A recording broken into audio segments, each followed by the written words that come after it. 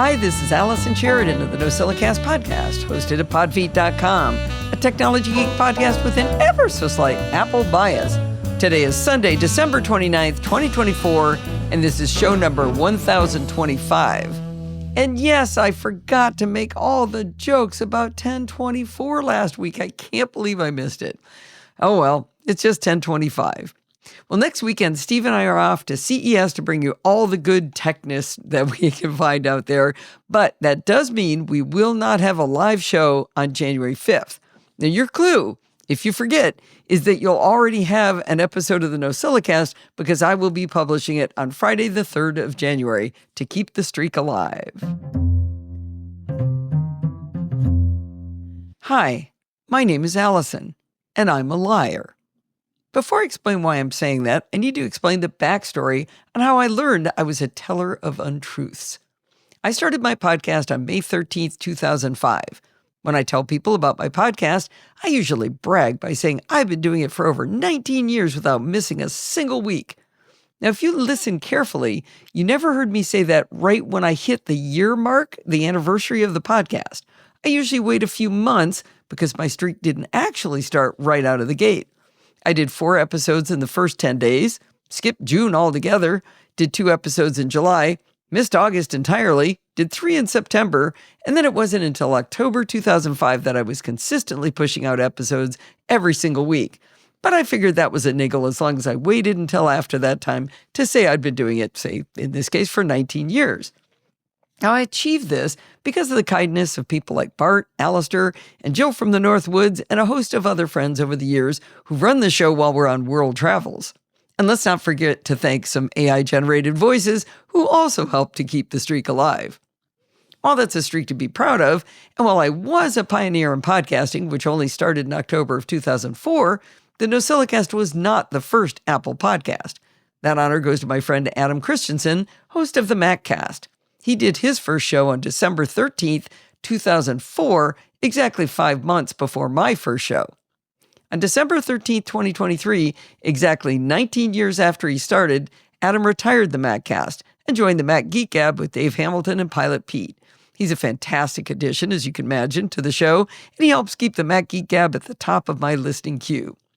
What that means, though, is that as of May 13th, 2024, when the NoSilicast turned 19, it became the longest-running Apple podcast. I double-checked this with Adam to see if he knew maybe there was somebody who'd started a show that was still going on, and it was in between our 2 starts, but he agreed that the NoSilicast is now the longest-running Apple podcast. Now, I was playing around with ChatGPT the other day, and I asked it to name the longest-running Apple podcast. It answered, "The longest-running Apple podcast is the MacCast, which has been around since 2004. I explained patiently to ChatGPT that the MacCast is no longer running, and I repeated the question. It answered, "Got it. In that case, another long-running Apple podcast is macOS Ken, which has been delivering daily Apple news since 2005. Well, I was pretty sure my friend Ken started after me, but I double-checked over at macosken.com, and I found on his About page this paragraph. Since May of 2005, Ken Ray has eaten, slept, and breathed Apple news and news related to Apple News in order to produce a daily Apple News show. Half of 2005 was spent doing that for someone else. Since late January of 2006, he's done this under his own flag, producing the daily show macOS Ken." Well, I explained this to ChatGPT, and finally it came back with the right answer. It wrote, "My mistake. The longest-running Apple podcast that's still going would be the NoSilicast, hosted by Allison Sheridan. It started May 2005 and is still going." I have a feeling I could probably convince ChatGPT of any answer I wanted to give it, or I wanted it to give, but I was satisfied and my ego was properly stroked. But it got me to wondering, why did ChatGPT get that wrong? I rolled the question around in the back of my brain for a few weeks, and I realized I might have a clue to the answer. 100 years ago, when MP3 players had teeny tiny storage, we compressed our podcast down to 64 kilobits per second, and we were also told as podcasters to do everything possible to keep our podcast feed file small. Now, it's funny to think about that now, because it's just this little text file that makes the magic happen. But back then, every kilobyte counted. I remember at one point I had put something really big, big chunk of text into my podcast feed, and that actually broke some of the accessible players. It was bigger than the buffer they could hold. Anyway, so based on this guideline of trying to keep this feed file as small as possible, I made the decision way back then to only keep a certain number of episodes in the feed, I should say. At some point in my podcasting journey, I made the decision to start allowing all new episodes to be in the feed. But because of my earlier decision, no episodes prior to September 16, 2018 have been included in the feed. That could be why ChatGPT didn't know it was older than the others. Well, obviously, this must be rectified. So I want to get every single episode into the feed file with the correct date so that all 19 glorious years are represented. But how do I go about doing that? I started by just asking ChatGPT to do it for me. After a bit of conversation on the topic, it made it clear to me this was something I could do through WordPress. I played around with WordPress and realized I'd have to do some machinations on the earlier blog post for WordPress to be able to create the feed automatically. The problem is that the earlier podcast blog posts are not identified in any way as being podcast posts. It wasn't until January 2016 that I started having a NoSilicast category for those blog posts. If I could get all of the NoSilicast posts into the right category, I could create a feed for the category, and then I should be able to grab the first 9 years of shows in the feed file and then tack them onto the existing feed file. I don't want to replace the whole feed with the auto-generated one because I've done a lot of work to tailor the episodes in the later years, and all of that would be lost. I've done some testing, and while it's not quite working correctly yet, I think I'll be able to achieve my goal.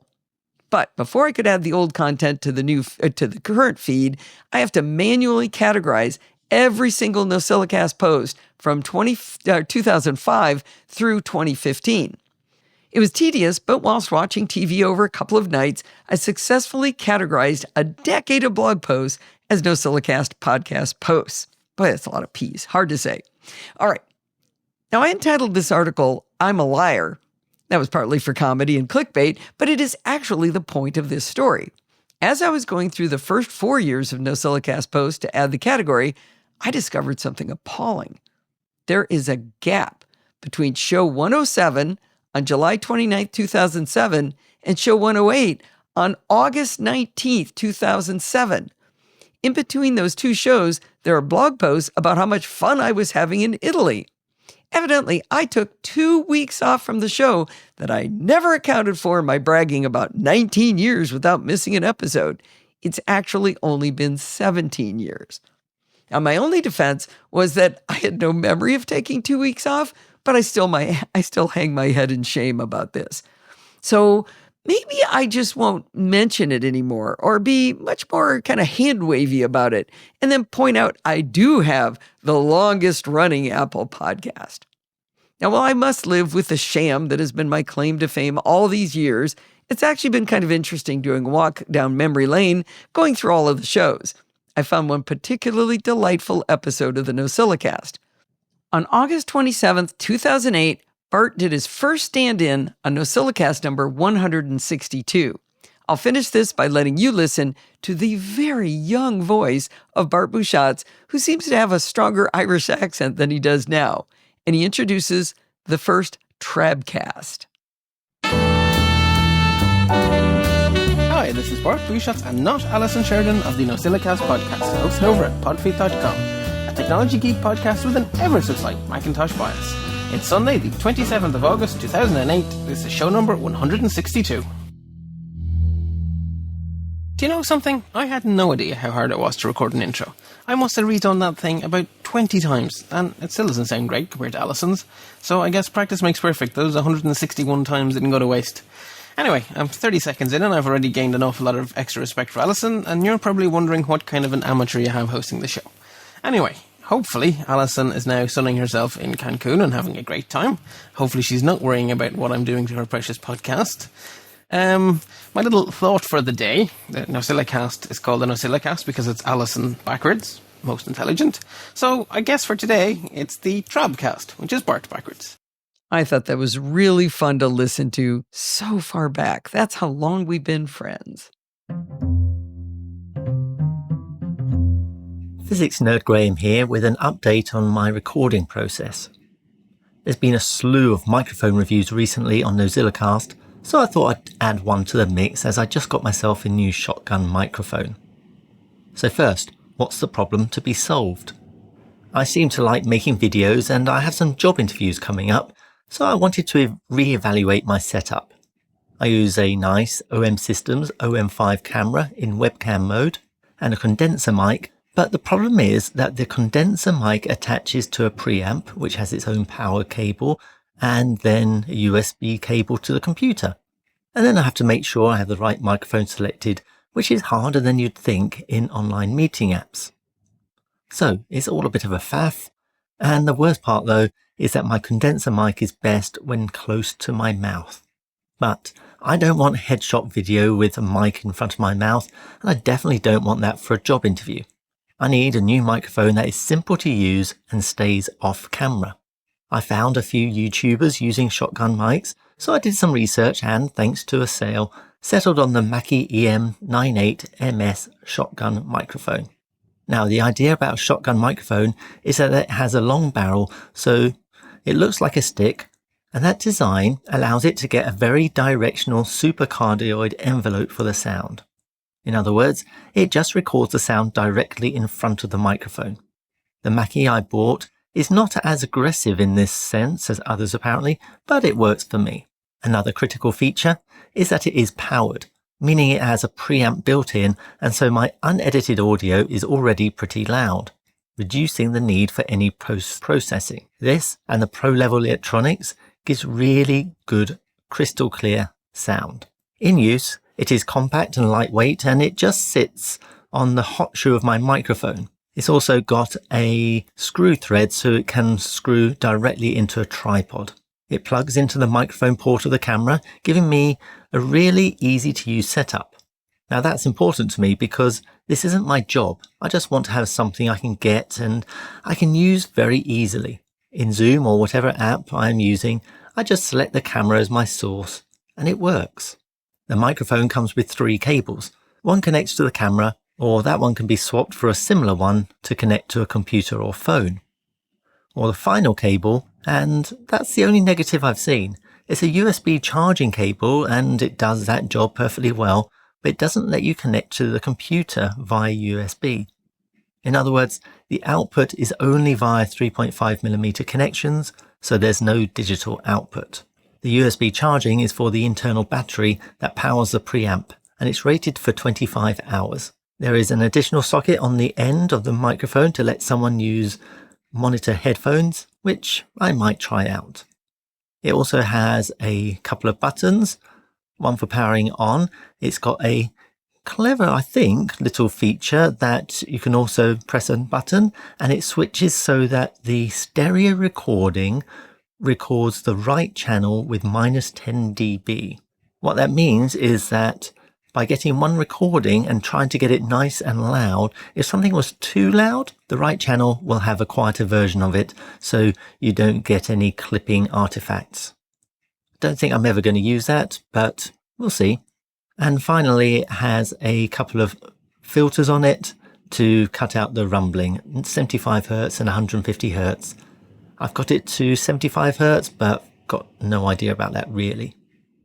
In testing, I've been happy with the audio quality, with ample signal to noise ratio to allow boosting for live use or cleanup using isotope in post-production. I've done some light touching up to the audio in my spoken review, so for comparison, this sentence is my lightly edited version, whereas this sentence is amplified but not edited, and finally this sentence has no adjustments. So this microphone is not necessarily better or worse than the other microphones recently reviewed, but it is different and has its niche. I feel like my setup is giving me a professional looking picture and professional sounding audio, and hopefully this is going to help me present myself in my best light, whether it's for an interview or whether it's for one of my YouTube videos on physics shorts with Dr. Shepherd. Regarding that, I've contributed some podcast articles to NoSilicast before, so look for those if you want to know more about my process. And if you want to chat about any of this, then please come and join me and the rest of the lovely NoSilicastaways on podfeet.com/Slack. Well, thanks so much for that great review, Graeme, and the audio sounds fantastic. I'm really glad you did those 3 comparisons so we could see that you are doing some processing to make it sound as good as you are. Now, I have to confess, I was really confused at the beginning when you said you had an OM Systems OM5 camera, because I have an Olympic OMD EM5, and this is an OM5 from OM Systems, so I had to look it up. I had no idea that Olympus had changed their branding to call them OM Systems, so there's no more OMD and all that. I know they're not maybe the top camera system these days, so hopefully they're still doing a good job and going to be able to keep cameras going. You've heard Bodie Grimm on the show a few times, and in the next NoSilicast, you'll hear him in 2 different recordings. His show, the Kilowatt Podcast, is an awesome resource for EV news and other renewable energy topics. We learned so much from him, and he's a great interviewer, and his personality only adds to the joy of listening. He is self-deprecating, and when he stumbles on saying something, he often just leaves it in the show. Well, last year, Steve got the idea to pull out clips of his silliest moments into a highlight reel, and evidently that's become an annual tradition because Steve has done it again. The clip you're about to hear was created for Bodie and played on the Kilowatt Podcast, but he agreed that we could play it here. It doesn't have anything to do with what we normally talk about in the podcast, but I thought it was so funny I wanted to play it. If this doesn't make you subscribe to Bodie's show, I don't know what will. Hello, Kilowatt listeners. This is fan of the show, Steve Sheridan. It's that time of year to present the 49th annual Kilowatt highlight reel for your listening pleasure. This is where I assemble a collection of audio snippets from selected Kilowatt episodes throughout the year. Since you're a Kilowatt listener, you've probably come to know and love how Bodie delivers his podcast with, what should we call them? Bodieisms. These are the moments where Bodie gives us a peek into how he thinks, and it's part of his charm. To be clear, these are comments he's left in the show after editing. So what follows is a collection of Kilowatt audio clips from Bodie over the past year that I found quite amusing.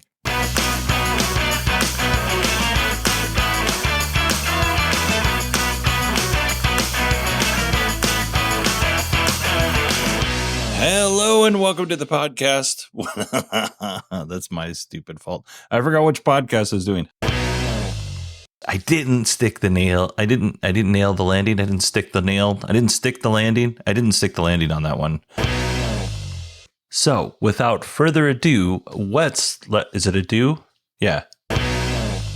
Elon, take it over. Thank you. You are very welcome. Tesla was actually working with Uber on where the superchargers should be located. I don't know why I said that so weird. All of these folks that talk to inside EVs talk to them on the condition of anonymity. They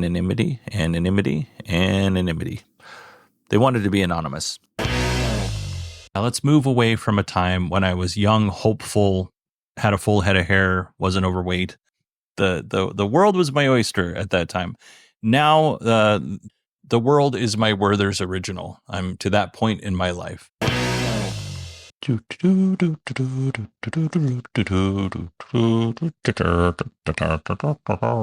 right, here we go. Hold on just a second. I got it. Nailed it. Some guy was like, "Hey, you suck and you stutter." And I was like, "I know." Let's move on to something more positive. Let's talk about dead puppies. No, just kidding. This is coming from somebody who thinks almost everything that I do is pretty much crap. So I'm really proud of it. Just read into that projectile vomiting and using the carpet cleaner until 3 o'clock in the morning. That's my goal, is to make your family events uncomfortable and more contentious. And I want to thank everybody for sticking around to this train wreck of a show. A mediocre thank you to everybody else. I'm just kidding. Huge thank you to everybody else. I've received so much positivity and encouragement from this community, and I really just want to say thank you. I hope you enjoyed this podcast. Please don't unsubscribe. Okay, so I know, again, this had nothing to do with what we normally talk about here, but Steve and I thought it was too funny not to share. Well, I want to end the year by thanking the people who support the NoSilicast through Patreon. I think it's great. People can do one-off donations, and that works for a lot of folks. The people at Patreon are there for me through thick and thin through these monthly pledges. It's kind of like having scheduled backups as compared to doing a backup when you get around to it. Now, I'm not throwing shade on whatever method works for you, but the Patreon supporters do have a special place in my heart. If you'd like to not have to worry your pretty little head about whether it's time to donate again, head on over to podfeet.com/Patreon and pledge your support.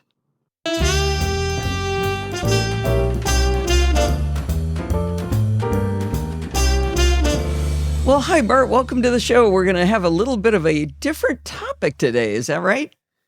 We are, because while I am perfectly capable of stringing a sentence together today, I can't put multiple of them in the right order very well because I had a little bit of, what are we calling it, a minor medical procedure yesterday, and I'm on painkillers I'm not used to.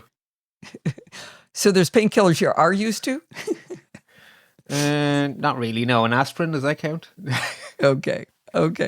Well, so Bart was going to do a programming by stealth, but that we are definitely not in the realm of capabilities of that. And so I'm going to maybe do a little more directing of the conversation in case Bart wanders off here. But you had a recent opportunity to talk to some college students to try to give them an idea of what a cybersecurity specialist does.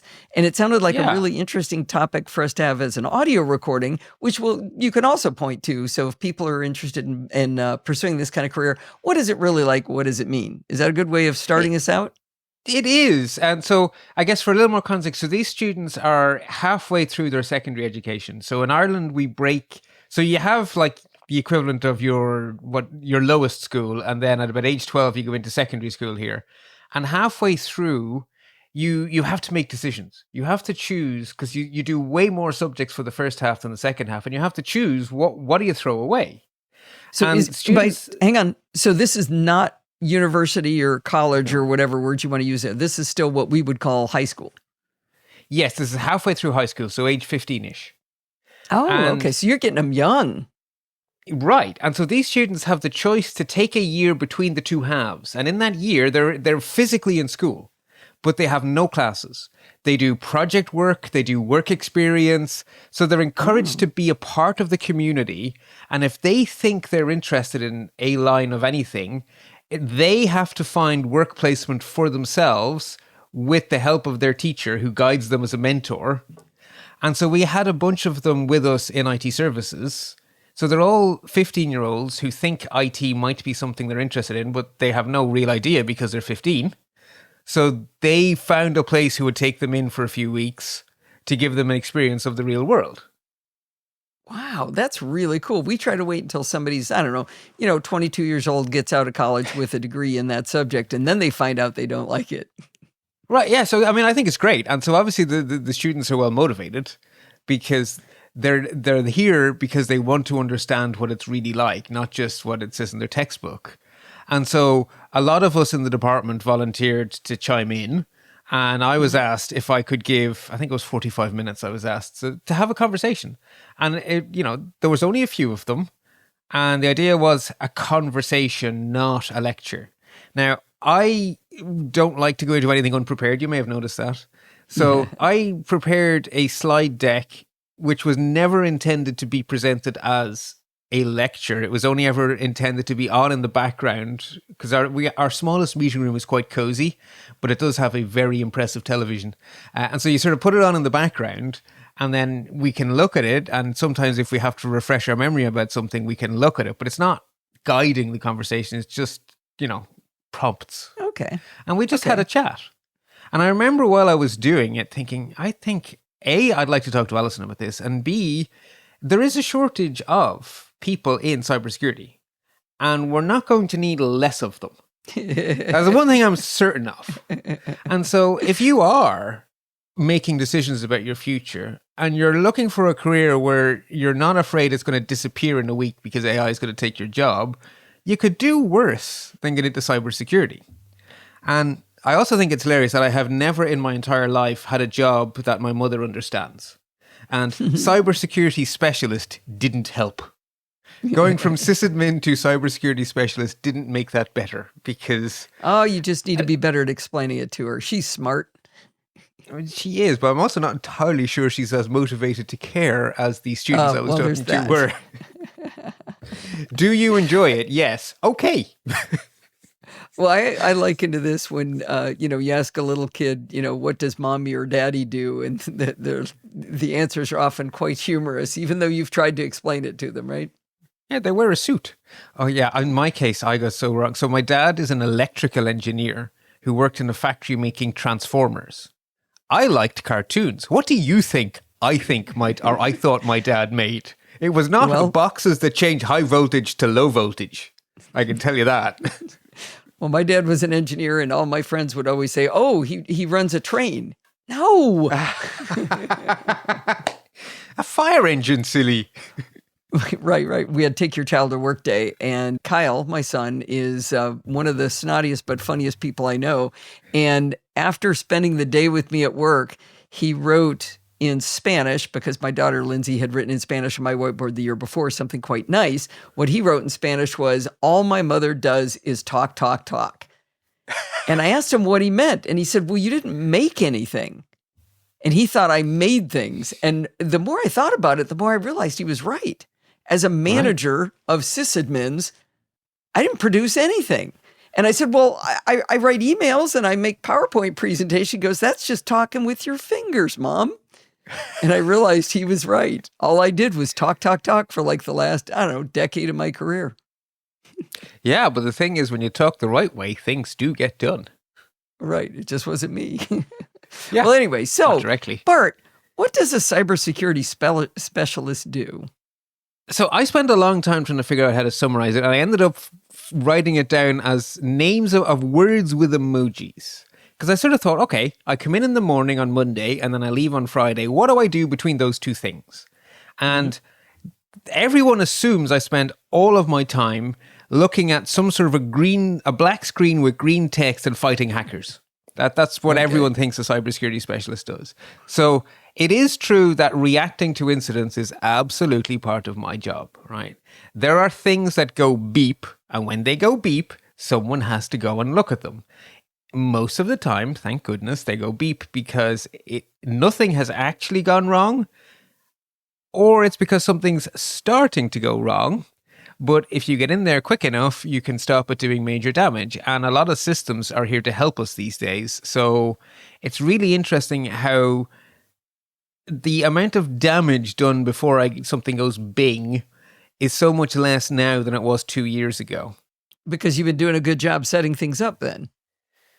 Arguably, because one of the things I have been involved heavily with is pushing multi-factor authentication for everybody. Everybody.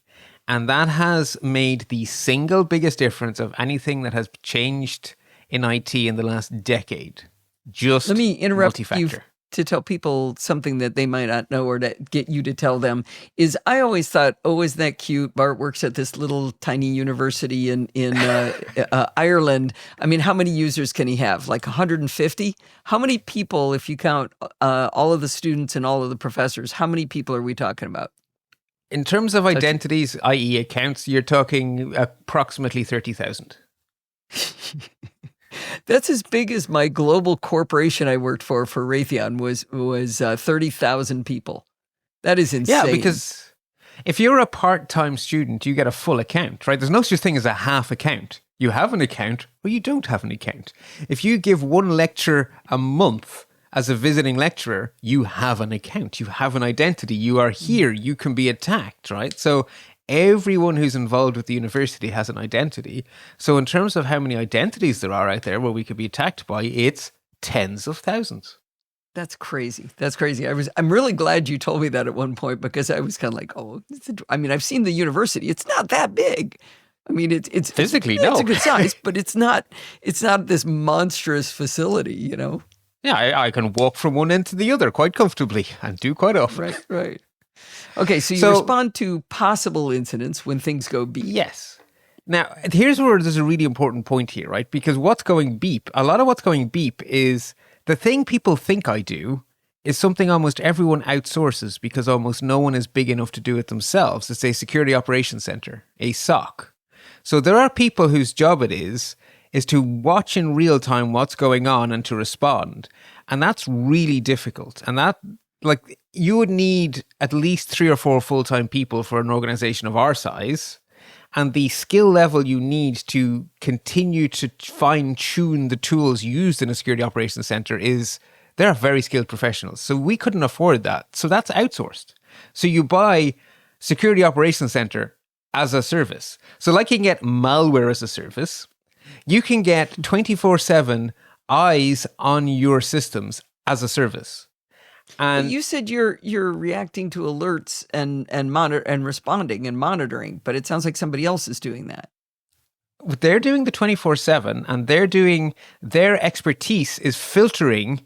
It's like the world's biggest funnel. So every event that happens is an event, right? Someone's opened a file, someone's logged in, someone's sent an email, someone's forwarded an email, someone's replied to an email. They're all events, millions of them, and they all go into the big end of the funnel. And then there's a whole bunch of AI that crunches through all that data and goes, well, that's weird. That's not normal. Looking for something out of pattern. Something out of pattern. Then there's a whole bunch of rules written by those very intelligent humans we outsource to, and they write patterns of known malware. It is known that this is an attack. It looks like this. It is known that this is an attack, and they update that many times a day. So that's chunking away at those millions, and that gets it down to thousands. And then those thousands go through more clever algorithms, and that gets it down to hundreds. And then the human beings who are not us look at those hundreds, and they filter that down to 3 or 4. And those 3 or 4 go bing for me. Oh, wow. Okay. And I get why that would be much more efficient to have an outsourcing company do that, because they're doing it for so many people. All right. Yes. So are we past the first bullet now? Next is monitor? Next is monitor. So one of the most important things to know is what is normal. That is, if you don't know what one of your systems is supposed to look like, the chances of you spotting the start of something bad is about 0. If you look at a dashboard and you can't say, normal, a little bit busy today, oh, that's odd, right? If you can't say, oh, that's odd, something wrong. So a big part of my week is effectively like a physical security person patrols. I have a whole bunch of dashboards, and to make sure that it gets done consistently, there is a run book I follow. Literally, it's the weekly baseline security checks is the name of the run book. And that is a list of tasks, and there is a matching note, or one note, in fact. Every week a new page is started, and the log is taken of the baseline checks. And every week we go through the steps and we record, yeah, I did it, and what was different. Sometimes the answer is, no, all looks fine. Almost never do you find nothing, right? In theory, every single server automatically patches itself every 24 hours. In theory. In reality, when you look at the dashboard, you see that there is a server there with a patch level of -5 days. It's like, why are you 5 times worse than you should be? What's going on here? Okay. So is part of that knowing what normal looks like? Like you Yes. now know what normal looks like, so you can recognize abnormal? Yeah, it's a simple question. Like, okay, so you're currently having 500 users log in every minute. Is that normal? Yes. You're currently having 5,000 login attempts. Is that normal? No. Okay. What's going on here? Brute force attack. Nowadays, it's almost always password reuse, so-called password stuffing. There has been another data breach. I'm sure there has. I don't even know which one it is. I promise you there has. It just happened. It just happened. Guarantee you. Whenever you're listening to this, doesn't matter. It's true. Right. And they are taking those passwords and they are trying them. Okay. And so what you will see is a spike of failed logins. Or actually, no, what you will see is a spike of successful denied logins. No, okay. Correct username, correct password, multi-factor failed. Correct username, correct password, multi-factor failed. Wow. Okay, and that's a success, but you still want to That's a stop it. success. But I'm going to stop you here for a second. I have to be amazed when you talk about every server is patching itself every day, and if something's 5 days out, that's a catastrophe. I distinctly remember when my sysadmins asked me to beg our customers to let us upgrade Oracle once every 3 months. Beg our customers, and they said no. Not my systems. No, they're critical. They can't be offline for even a minute. I can't take the risk that it's going to change the software in any way, shape, or form. Yeah, so there's a couple of things going on here. One of them is good tooling. So modern Linux can change the kernel while the OS is running. Ooh. That is like changing your tire while you're driving up the highway. Yeah. It is astonishing technology. It's called hot patching. It's coming to Windows 2005, by the way. So Windows Server 2025 is going to be as powerful as Linux is now. So that's good news for all the Windows E server people. But that means that you can apply those updates without rebooting. That means no downtime. Wow. And then the other thing is an enterprise. What's different about enterprise Linux versus desktop Linux? The answer is on enterprise Linux, the version number of everything is locked. So you will have Apache 2 point whatever for the entire lifetime of Red Hat Enterprise 8 or Red Hat Enterprise 9. Mm-hmm. And the only thing they will do is bug fixes and security updates. You will stay at that version of Apache with all of its behavior for the entire life of that version of Red Hat. And they will just make sure it's not insecure. And so those patches you're applying won't change something out from under you because they can't. That's an upgrade, not an update. So if your version of WordPress says, well, I need PHP 8 now, and that version of WordPress or that version of Red Hat came with PHP 7, you have to manually log in and go, upgrade PHP 8 whatever. And then you'll get those changes. So you won't get the breaking changes from auto updates on an enterprise product. That's what makes it enterprise. Okay, let's get back on topic here. I've driven you off the road with your wheels changing while you're driving. So we've done respond and monitor, and then next is check. Check is really important.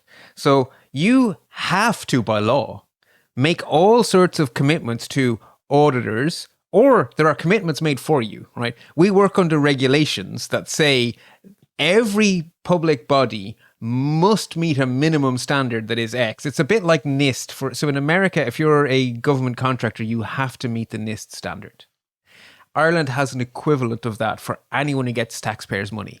If we are giving the hard-earned money of the Irish taxpayer to you, you in response must do the bare minimum not to be hacked to be Jesus. That is a condition of getting that money. Okay. So you have to commit to certain patch levels. You have to commit to certain rules, and you are audited, which means it's not okay to say, oh, our policy is. That does not get you past an audit. They will say to you, okay, fine. Prove, which means you have to check every assumption. I assume everything is at a certain patch level. Is it? Better run a script. That script had better write to a log file. That log file had better be dated, and you better have the full history of that script going back. If your processes you check weekly, you better have weekly CSV files, right? If you say, we guarantee that every service does a certain thing, we have a firewall on every server. Well, log into every server and make sure it hasn't crashed. Has your firewall crashed? You'd be amazed how often actually the process can die. Firewall D can just die. You said you've got a script that runs that checks all this, and then it writes out a CSV, and you've got that. But are you then looking at that CSV and reading it, or what do you have? Yeah. What does the security specialist do with that? So for a start, you have to write a lot of those scripts because none of these things are static. So you are making every year. An auditor's job is not to be your enemy. An auditor's job, your auditor is your best friend. This took me a while to comprehend that, because you think, oh, auditors, they're the baddies, but they're not. They're your complete friend. They're terrible. And if they're good auditors, they will end with, okay, you've passed. You said you did X and you did X. That's great. But if you did Y, you'd be more secure. So can you make us some new promises so that when we come back next year, we can audit you against those enhanced promises? Or Okay. the less friendly version of that is you have cyber insurance. And every year they ratchet the screws a little bit because they're more and more afraid of how much money you could cost if something goes terribly, horribly wrong. And the baddies aren't sitting still. So every year, the minimum standard for your premium not to go up goes up a little. Okay, so you're running the scripts and you're writing the scripts. Are you looking at the results of the scripts? Oh, yes, absolutely. That is a big part of our processes, weekly reviews of... That sounds boring. You would imagine it would be, but it's usually where mysteries come from. Mysteries are... Oh, okay. The fun. puzzle part. Okay. Yeah, there's a lot of puzzling going on. And a lot of the time, like there is... A university is a very open place, right?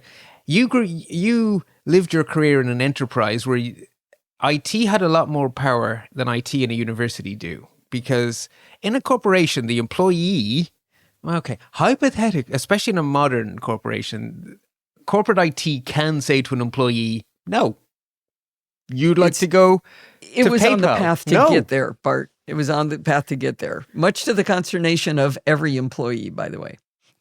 Okay, well, in this day and age, if you worked in enterprise, it would just be no. These websites, no. Facebook, no. Yeah, it Not was allowed. getting there. Yeah. What's this got to do with the check? What it's got to do with the check is one of the least favorite words for every university IT person. Why you have to check. What those mysteries prove to be almost every time. The answer is almost always the same. So academics have academic freedom. They use that academic freedom for what we call shadow IT. Mm-hmm. They invent their own solutions to things. Yes. And they very often do not do so in an even vaguely secure way. And we are responsible for the entire IT footprint of the university. It doesn't matter who stamped the footprint in the sand. It's still our problem.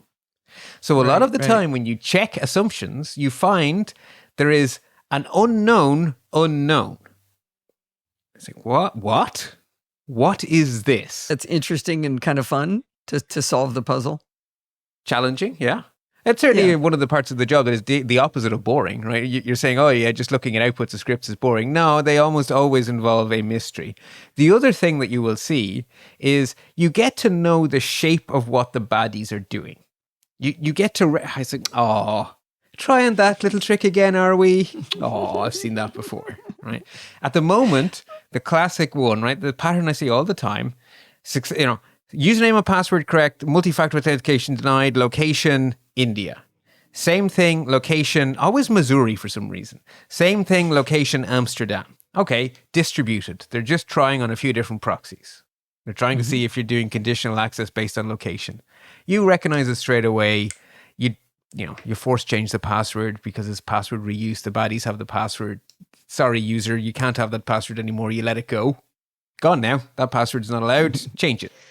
Problem goes away. And so you recognize them. But then you get a pattern that you don't recognize. And then you're like, okay, something's gone wrong here. There is someone logged into this account who shouldn't be, and they didn't get in through any of the ways I've seen before.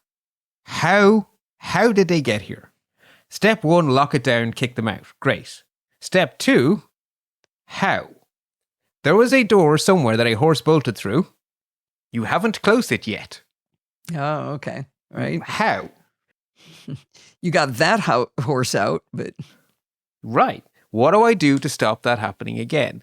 And if you can't answer, okay, great, an account was compromised, you figured out what the baddies got, you locked it down, you detected whether or not there was a data breach, you've done all of your homework, your manager isn't happy yet. Because your manager's next question is, and so how are we going to stop that happening to the president's account? What happened? What went wrong here? And then you are into the audit logs. And then you realize just how much logging there exists in the universe. And then your skills at data manipulation, your skills at languages like KQL, the cluster query language for breaking down into the logs, really come into it. And you will discover a new technique that's new to you. The chances are it'll then become really common because the baddies copy from each other all the time. And it will be a new normal. And it will become your new best friend. And you will tweak some knobs and you will tweak some things. And you will start to see, and we blocked that one, and we blocked that one. I've had my hand up for a long time, so this is going to sound like I just came out of nowhere on this. But back when you're talking about the typical things where you find something interesting that you didn't expect to see. I remember our IT security finding somebody who had a rogue Wi-Fi access point, and it turned out to be the physical security people, which was comedically That's very enjoyable. interesting. Yeah. Anyway, Yes, that is not unheard so of. That is not unheard of. are we ready for maintain? I think so. Yeah. So yeah, absolutely. So you can be if you have defenses in place for every attack you know about, you may think, oh, we're done here, but you're not. Because like I said, when you're doing your check and your measure, you're going to find new things that didn't exist yesterday, new vulnerabilities that didn't exist yesterday. So the defenses you have, it's like a car. You can't just set it up and then drive for infinity. So this is changing the oil. Yeah, you have to keep everything running at its best, because what it means to be running at its best is always changing a little. It's not, sometimes it changes really quickly, but most of the time it's evolving. But if you don't keep up with it, it is not long until your amazing defenses are awful. So you are constantly tweaking and tuning, and the check feeds into the maintain a lot, because that's going to tell you where things aren't going great. And then you've got to ask yourself, okay, well, what dial can I twiddle? Right? What can I do to address this measured shortcoming? Right? I have a fact here that this is where we are not good. How do I make us improve that fact? Maybe it's buy a new product. Usually, though, it is change a policy. Some sort of a policy somewhere. That then involves change control and a lot of negotiation, because maybe that policy is a balance. If not maybe, almost certainly. That policy is a balance between a risk and a reward. It makes something we like easier or possible at all, but it also makes something we don't like easier or possible, and you may have to rebalance, and then you're into change control and you're into putting your diplomatic hat on. I have to wear my diplomatic hat a lot. I think that.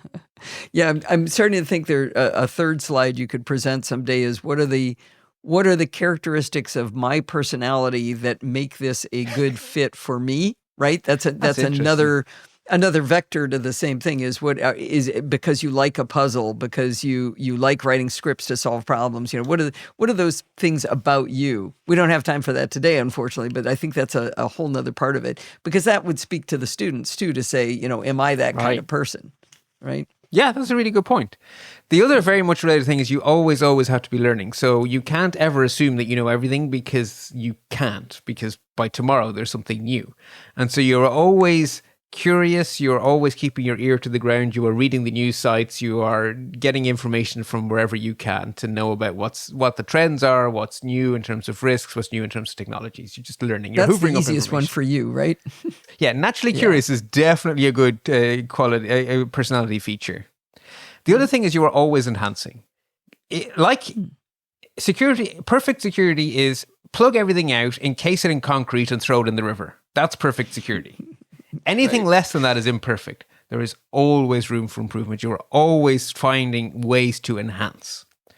And because of the concept like academic freedom, engagement is spectacularly important. So engagement for me is with my colleagues in IT services, with my colleagues in other departments who have technical people, with the university staff as a whole, with the university staff, students and admins, with my opposite numbers in other universities, with the Irish national bodies like the National Cybersecurity Centre, those kind of people, and with corporations. We have vendors. Those vendors know things. Those vendors, the things they know, maybe I need to know. I spend a lot of time, and the other way around too, by the way, things I know that our vendors should know as well, right? It's an engagement is very much two-way, right? What should they expect from us? What may be totally normal for another client, if that happens from us, that's a sign we have a really big problem. So if we don't engage with the vendor, all they can do is say, we'll assume those people are like all the other people. But if we can tell them, well, actually, no, we only use your service for this specific subset of features. If we ever try to use one of these features, it's not us.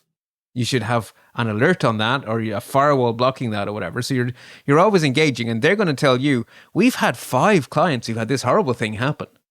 If you don't want you to be number 6, you should do this, right? So you have to have that channel of communication. And then the other thing is you must be approachable. Because what you really, really, really, really, really want is that people are not afraid to say, hey, we're thinking of doing anything we should think about. Yeah. And you want that before vast amounts of money are spent, before everyone has finalized the design, before resources are being committed. Right. Yeah. Hearts, resources set on it, right? The earlier people feel comfortable asking for your advice, the better off you'll be. And you can't force that on people. That is about being open and friendly. And above all, you come into the conversation with the question, and I always think of you, what's the problem to be solved? And I use those words every single time. Because if they think that I'm there to say no instead of okay, we can solve that. You want to solve your problem X way. You should solve it Y way, but we will solve your problem. That's a much easier conversation to have. Solve your problem different versus no, right? You're not welcome back a second time if your answer is just I was going no. to say, they invite Bart to the party because if you ask that question, right? He's like, no, let's figure out how we can solve this. But let me make sure I understand the problem first before I give you a solution. I never go into a meeting, I never say anything for at least the first half of the first meeting, other than questions. So I am a sponge of information for the first half of the meeting. And only then do I speak. And that way I get invited back. Because they're not like, oh, he's not here to tell us what to do. He's here to help. And yeah, you have to take that approach. Yeah, I can imagine that works a lot better. Yeah. That works. That's good to know. I mean, I'm not sure it works all the time. I don't know what I'm not invited to, but I do know I'm invited to a lot of things. Yeah, that's good. That's good. That's really, really interesting, Bart. I like this. I like this approach of looking through each one of these pieces. When I looked at this list, I wondered about one other thing. In my experience, and again, totally different kind of company a long time ago, and hopefully it's gotten a little bit better. There was always a point where there was a risk analysis and and the way the risk analysis worked in our company anyway was you look at what's the bad thing that could happen, and the other axis was what's the probability that it will happen. So, lose all of our money, but it's a 0.0001% chance that would happen, or, lose this incredibly important security thing, but what's the probability of that? And then it was usually taken out of the hands of the security people because somebody was going to make a financial decision. And it was often the security specialist job would be to try to convince them that this is a bad enough threat that I think it's worth spending the money, even though this is going to be a bunch of money to fix this problem. Do you ever get involved in that part of the process? Tangentially, because the last word of your job title is very meaningful in the public sector in Ireland. So if you're a specialist, it means you are technical, not managerial. Then the next level up from a specialist is a manager, then a head, and then a chief ... And so the money decisions rest at the head and chief level, and the manager's job is to argue with the heads and the chiefs. And the specialist's job is to provide the facts for the manager to be able to have the conversation. So I have to provide the facts. But you have to give those two axes, though. You have to give those facts of what do I think the chances this could happen? Yes. And what is it going to cost it, or what is the effort that needs to go into to resolve or keep this from happening? Absolutely. And I don't only get to say what the risk is, I have to be able to say why I say that. I can't just say, that's a 50-50 chance. I'm afraid I got to back it up a little bit and actually justify that number. So I got to justify the risk, and I got to justify the potential damage. And a lot of the times it kind of comes about of saying, well, okay, this has happened 5 times in the last year. Each time it had this effect. There is a product available which costs this amount that is an order of magnitude less, and it would make this not happen again. Right. Those kind of Right. things. And the facts are based on, well, okay, so the measure, right, that measure and check, measure and check, measure and check, that is the input to those conversations. And they happen, obviously, Okay. above my pay grade. Yeah, I think where I was more in the fighting about the money part, and I was getting Right. the facts from people who at that time were not officially cybersecurity specialists, because I don't even think the title had been invented yet. I'm so old. Pretty Right, soon but my like, stories will it's- be like talking about a spinning wheel, you know.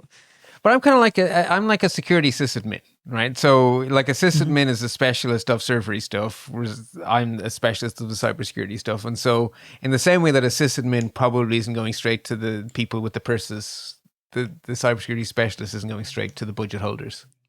Right, right.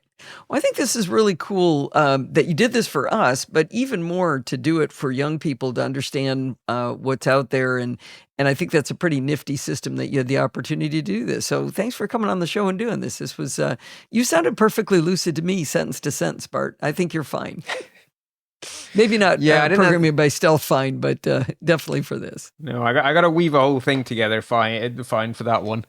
I did actually try to have the conversation explaining submodules to my darling beloved, and it didn't go well. If I can explain it to my darling beloved, I can't explain it to the audience. Trust me. That's for sure. That's for sure. All right. Well, I think your security bits sign off might be the right one to go with. I think you're probably right. Until next time, remember to stay patched so you stay secure. Well, that is going to wind us up for this week. Did you know you can email me at allison@podfeed.com anytime you like? I had a friend of mine who'd listened to the show for years ask me, what's your email address for the podcast? Really? I say it at the end of every single show, allison@podfeed.com. That's pretty easy. If you have a question or suggestion, just send it on over through an email. But remember, everything good starts with podfeed.com. You can follow me on Mastodon at podfeed.com/Mastodon. If you want to listen to the podcast on YouTube, where do you go? podfeed.com/YouTube. If you want to join the conversation, you can join our Slack community like physics nerd Graeme told you to do over at podfeed.com/Slack. You can support the show at podfeed.com/Patreon or with a one-time donation at podfeed.com/donate or podfeed.com/PayPal. And if you want to join in the fun of the live show, what are you going to do? You're going to wait for 2 weeks and then head on over to podfeed.com/live on Sunday nights at 5 p.m. Pacific time and join the friendly and enthusiastic NoSilicastaways. Thanks for listening and stay subscribed.